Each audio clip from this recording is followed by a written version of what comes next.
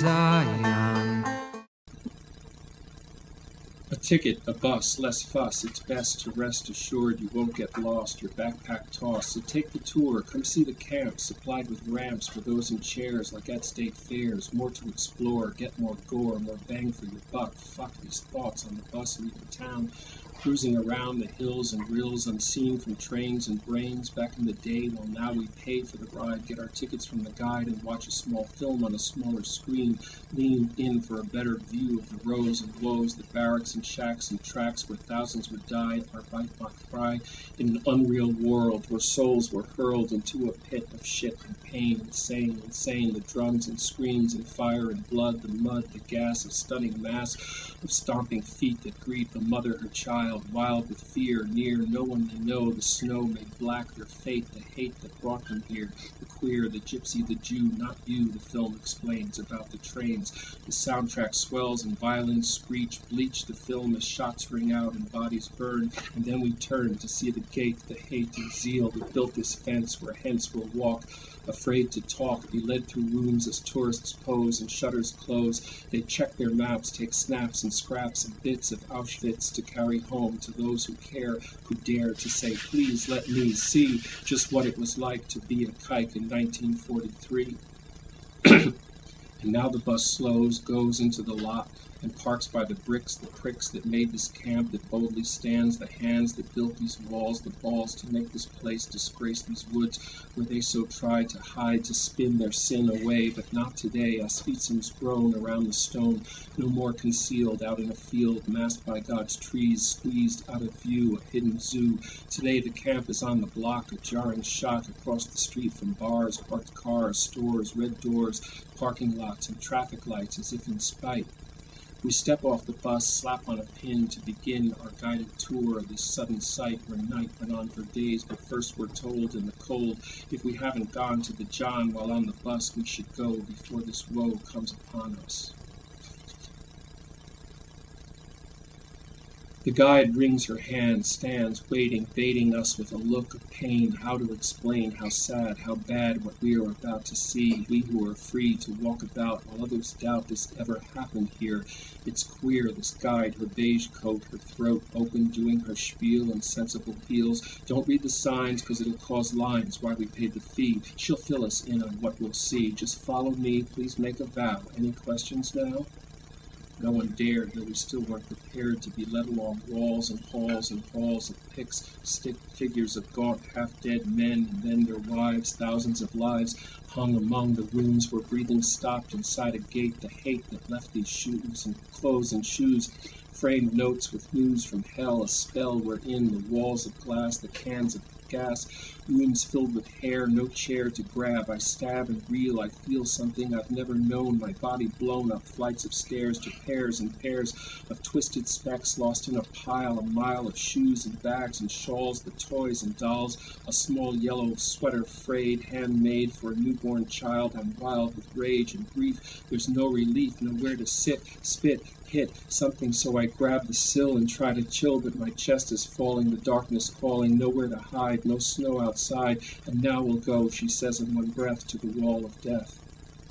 Not real, not true, a replica will do, of bullet holes and nicks and scrapes outside the house where gypsy rapes and broken limbs abounded, and we are astounded at 4x4s inside metal doors, the cells where men could not sleep but stood 4 deep all night, no break for curiosity's sake, no sitting, shitting, lying down on the ground, but a night of standing, then commanding they work all day to see how long, how strong, how spent and bent they'd be. The guide nods towards something concrete, tells us to meet outside the pile where they burned, turned from flesh and blood to ash and smoke as they stoked the ovens.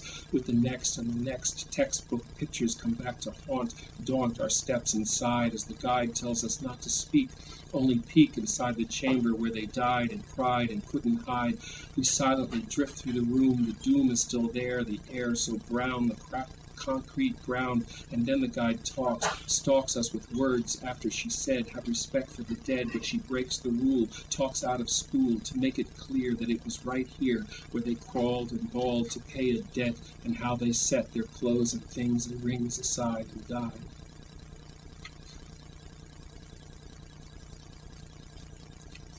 The tower, the view, the yard like a cleft, deaf to the screams of those who cried, padded inside, cried to no one, nowhere. Now the chimneys are bared, long houses uncared for, shared for, the rest of lives gone, some intact, where human sacks were shacked in rows amongst the weeds, packed and racked, tiered in threes on wooden beds, dead before they died.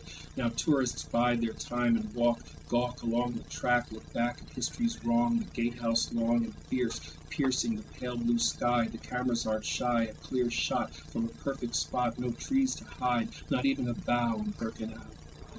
The guide tells us soon we're free, and that until 3 we can wander about, shout, but only inside our chests. After all, we are guests. But first, one last tour through the ghost of manure. She walks us through a latrine for Jews with tiles repaired here and there as if we care. We're trying to find how the human mind can render this room to piss and shit and holes and troughs, the coughs and cries.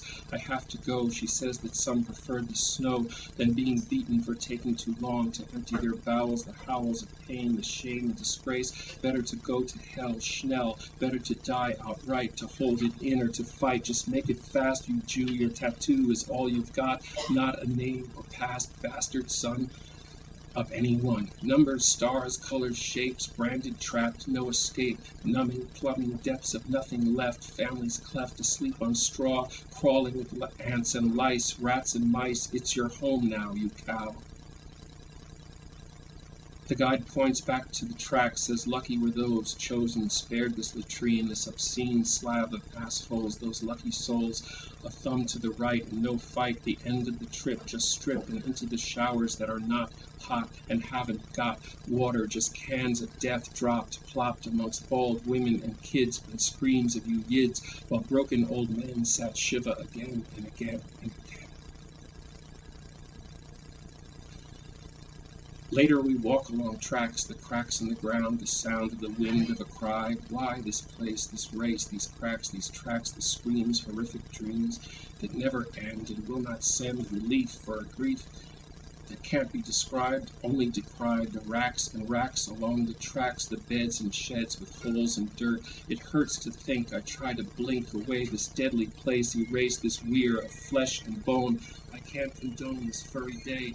Yahweh, Yahweh, why did you wield your sword on this field? Just where had you gone? Into what sphere? Yahweh, Yahweh, what happened here? Do you even know in the charred remains the countless names spewed from the rooms that men conceive to relieve a race of their fear? Here in this huddle, this puddle of humanity where families rent and millions sent back where they came from. Some shrine at one end of the camp rusts, no busts, no flags, just words that try in many tongues to say just what my lungs are about to dispel, yell that I don't understand how the hell, but then I hear the hum of some garden tool or machine that will clean the grounds of a house nearby, and I start to cry, unable to stop, to cop the stones, walked on by all the fall of man. I ran back to the bus, to the film, to before, this door, this field, these shacks, oh God of the tracks and racks and latrines, explain what it means, just come out and say to me or a Jew what you were doing that day.